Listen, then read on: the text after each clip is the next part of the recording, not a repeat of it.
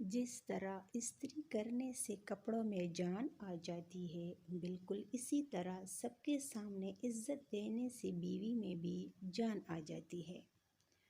حضرت محمد صلی اللہ علیہ وآلہ وسلم نے فرمایا، اپنی بیوی بچوں کے ساتھ بیٹھنا مسجد میں اعتکاف میں بیٹھنے سے زیادہ محبوب اور پسندیدہ ہے۔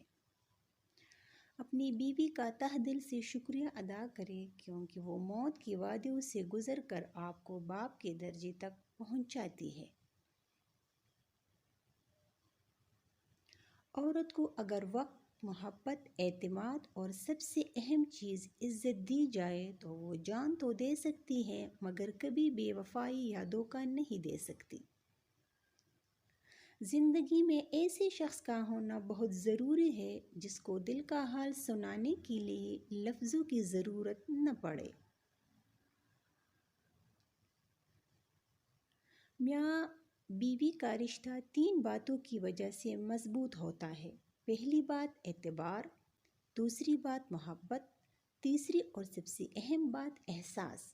اگر ان تینوں میں سے ایک بات بھی آپ کے رشتے میں نہ ہے تو یقین مانیے آپ کا رشتہ بالکل بیکار ہے۔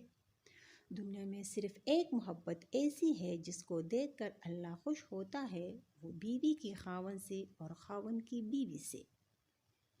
رسول اللہ صلی اللہ علیہ وآلہ وسلم نے ارشاد فرمایا، سب سے پہلے جو چیز انسان کے ترازو اعمال میں رکھی جائے گی وہ انسان کا وہ خرچ ہوگا جو اس نے اپنے گھر والوں پر کیا ہوگا۔ عورت رو سکتی ہے، دلیل نہیں پیش کر سکتی، اس کی سب سے بڑی دلیل اس کی آنکھ سے ڈھلکا ہوا آنسو ہے۔ بیوی کا روٹ جاننا سنت عائشہ ہے اور بیوی کو منا لینا سنت رسول ہے۔